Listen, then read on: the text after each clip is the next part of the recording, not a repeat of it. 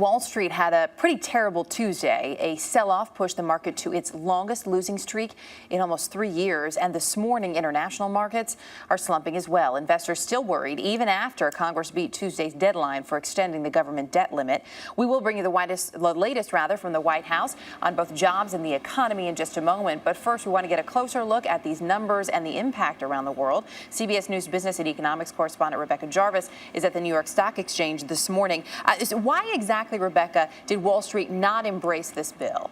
Well, ultimately here, Erica, Wall Street, like I said on Monday, is concerned about both that debt limit being passed as it was, but also the overall problems that this economy here in the United States faces. First of all, you have weak job growth. In fact, you don't really have job growth in this country. You have a weak housing market, and you have a consumer that's been so constrained by both that jobs market as well as the housing market and the uncertainty overall in the economy that consumer is not going out and spending. So here on Wall Street, the idea was we approach this debt limit debate with a question mark. But the overall question mark that we got to this debate with was the economy. And the economy is just not in a good place right now. And now people are questioning whether we face a double dip recession. And that's really what drove stocks lower yesterday. One of the big issues, of course, here in the U.S. is that we are a consumer-driven economy. Yes. Consumers are really cautious, not spending as much at this point. And that's obviously also weighing.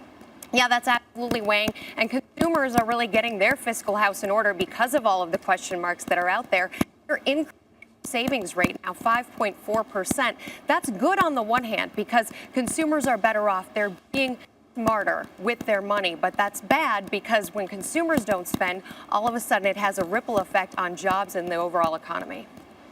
Rebecca Jarvis on Wall Street this morning. Becky, thanks. The jobs issue, of course, is the biggest of many challenges facing President Obama as we head into this election year. CBS News White House correspondent Bill Plante joins us now with a look at the president's latest strategy. Bill, good morning. Morning, Erica. All first-term presidents, of course, are focused on re-election. But with unemployment above 9% and an economy that's barely moving, President Obama faces some very high hurdles. The central economic challenge is a weak economy. Economist Robert Shapiro says the president needs to create conditions for stronger growth. That growth will generate jobs, and that will generate consumer spending, and that will generate business investment. Growth has been hard to come by, but the president says he intends to keep on pushing. The fight for what the American people care most about: new jobs, higher wages, and faster economic growth. Mr. Obama says he'll ask Congress to extend the payroll tax cut and unemployment benefits, pass 2 free trade agreements, and put construction workers back on the job repairing the nation's infrastructure. There's no reason for Congress not to send me those bills so I can sign them into law right away as soon as they get back from recess. I just hope he's not holding his breath because political scientist Larry Sabato says the president isn't likely to get much from Congress. It isn't going to happen.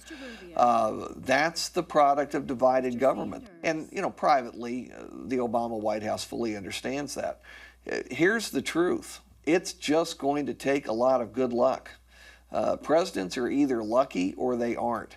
The president's staff says his message from this point forward will be unrelenting. Jobs, jobs, jobs. The red line shows how deep job losses have been in this recession compared to all other post-war recessions, and how slow the recovery continues to be. If the economy looks anything like it does today, Barack Obama is very likely to be a one-term president. But if the economy looks better to Americans by November 2012, then Obama has a reasonable shot at a second term. So whether or not Congress is willing to listen, the president will definitely be asking for jobs programs. And he'll be hoping that the people who were for him last time, including all those independent voters, are listening. Erica? Bill Plante at the White House this morning. Bill, thanks.